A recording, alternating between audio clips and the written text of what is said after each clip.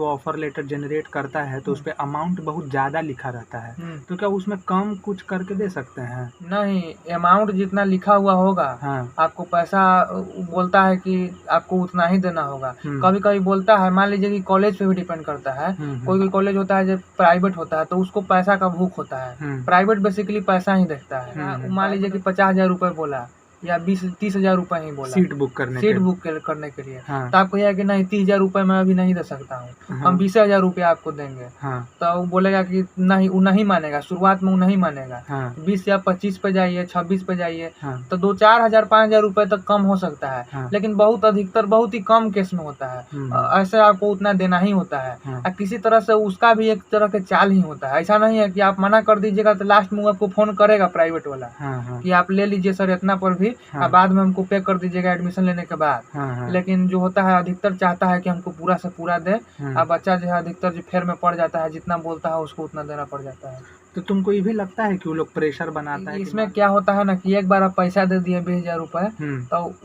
कुछ दिन के समय दे देगा। कुछ समय देगा, उस समय जैसे ही कंप्लीट होगा वो कहेगा कि इतना समय में आप पैसा दे दीजिए, ना तो आपका एडमिशन रुक जाएगा। आपका एडमिशनों रुक जाएगा, आपका 20,000 रुपए भी लेके रखेगा तब तक जब तक रिफंड नहीं उसका प्रोसेस होगा। तो इस कंडीशन में आपको उतना दिन तक झूल जाना पड़ेगा। तो अगर आपको श्योर है कि आपको एडमिशन लेना ही है तो आप उतना पैसा के इंतजाम करके रखिए और उतना पैसा उसको दीजिए। नहीं तो ऐसा होगा कि 50,000 का डिमांड किया, 20,000 रुपया आप दे दिए, आप बोला कि नहीं 10 दिन बाद 30,000 रुपये और जमा कर दीजिएगा, और 30,000 नहीं आप जमा कर पाए किस कारण से, तो आपका एडमिशनों नहीं होगा, एडमिशन भी कैंसिल हो जाएगा और 20,000 रुपया फसल रह जाएगा। वो 6 महीना बाद फिर रिफंड प्रोसेस होगा तब आपको मिलेगा।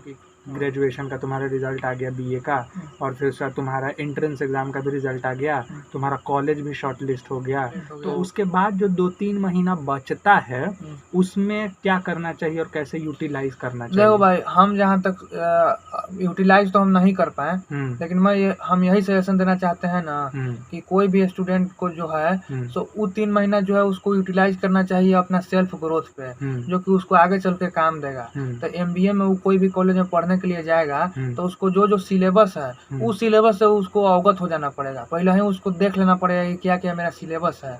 अब बहुत हद तक उसको ही दिमाग में बैठा लेना है कि जो अलग अलग तरह के स्पेशलाइजेशन होता है तो किस तरह के स्पेशलाइजेशन में उसको ज़्यादा इंटरेस्ट है, तो कोशिश करना चाहिए। ऐसे तो पता नहीं चलेगा 3 महीना में, लेकिन अलग अलग सब्जेक्ट को पढ़ के देखना चाहिए। जैसे फाइनेंस को पढ़ा तो वो ज़्यादा समझ रहा है तो बहुत हद तक दिमाग में बन जाता है उसको, ये करना चाहिए हमको।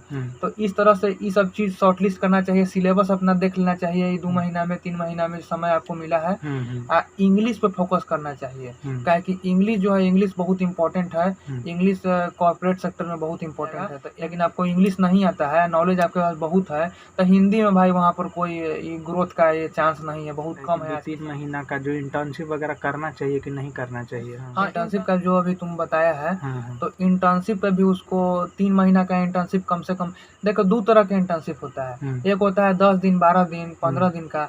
तो 10, 12, 15 दिन का इंटर्नशिप अगर वो करता है तो सीवी में लगाएगा तो एक तरह से उसका कॉमेडी हो जाएगा। तो वो देखेगा इंटरव्यूअर तो बोलेगा कि ये क्या है, वो समझ जाए कि जान के जो है ये अपना प्रोफाइल बढ़ाने के लिए जो है 15 दिन का इंटर्नशिप कर लिया है, तो वो वहाँ पर वर्थ नहीं होगा क्योंकि वो बेवकूफ़ नहीं बैठा हुआ रहता है। तो इसलिए कम से कम 2-3 महीना का इंटर्नशिप आपको करना चाहिए।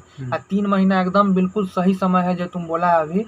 3 महीना में अगर इंटर्नशिप कर लेता है तो उसका बढ़िया कोई इम्पैक्ट पड़ेगा, वैल्यू पड़ेगा। और एक ये भी बात हो जाएगा कि जैसे ही इसका रिजल्ट जो है आया, ये उसी समय इंटर्नशिप पे लग गया, तो कहीं ना कहीं ये पहले से अवेयर है अपने करियर को लेकर। बहुत सारा ऐसा भी है जो कहता है कि कोर्स के दौरान किया हुआ, जैसे बहुत सारा तुम पीडीएफ वगैरह पढ़ोगे तो उसमें लिखा रहता है कि कोर्स के दौरान, मतलब 3 ईयर ड्यूरेशन या 4 ईयर ड्यूरेशन का जो भी ग्रेजुएशन प्रोग्राम है उसके बीच में किया हुआ इंटर्नशिप वगैरह जो है एलिजिबिलिटी नहीं होगा, वो जो है सही नहीं रहता है कि ग्रेजुएशन कर लेने के बाद ही जो है उसको करना चाहिए। अब थोड़ा सा बात करते हैं डॉक्यूमेंटेशन वर्क का, कि जो फाइनल ईयर का स्टूडेंट है और वो जैसे कि मान लो कि तुम्हारे जैसा स्टूडेंट है जो नॉर्मल बीए किए हुए, वो भी पटना के बिहार यूनिवर्सिटी से, तो यहाँ पर डॉक्यूमेंट्स का कितना चक्कर है?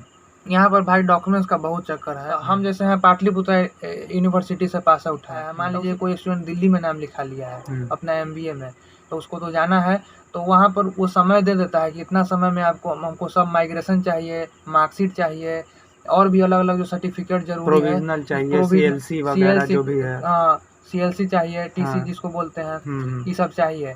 तो ये सब जो है कॉलेज है जो है, ये सब पाटलिपुत्रा यूनिवर्सिटी के जो सब कॉलेज सब हैं वो जल्दी ये सब देते नहीं हैं। वो सब जो नेचुरली देखते हैं, जब समय उसका होता है तभी वो देते हैं। वो तब तो वहाँ पर जाएगा दिल्ली में तो उसका एडमिशन कैंसिल हो जाएगा।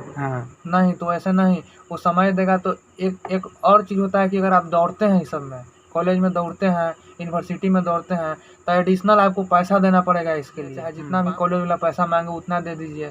तो उतना देने के बाद माइग्रेशन, CLC, मार्कशीट सब आपको मिल जाएगा। तो कोशिश करना चाहिए स्टूडेंट की जाने से पहले ये सब अपना ले लें और ले कर के जाए कि बीच में फिर आपका पढ़ाई मराए ना पड़ेगा। सब यूनिवर्सिटी का कहो ना कि अपना अपना रूल होता है। सब यूनिवर्सिटी सब कहेगा कि पहले तुम CLC लो कॉलेज से जाके, फिर तुम CLC लेगा तब माइग्रेशन मिलेगा, तब तुमको प्रोविजनल डिग्री मिलेगा। सही बात। 4-5-6 तरीके का जो कागज है ना, वो अगर कोई फाइनल ईयर का स्टूडेंट है तो उसको कोशिश करना चाहिए कि मेरा जाने से पहले ही जो है सब हो जाना चाहिए। और ऐसा नहीं है कि सेशन जो है वो कहते रहता है, काउंसलर वाला फ़ोन कर करके तुमको कहते रहेगा कि कब स्टार्ट हो रहा है तुम्हारा।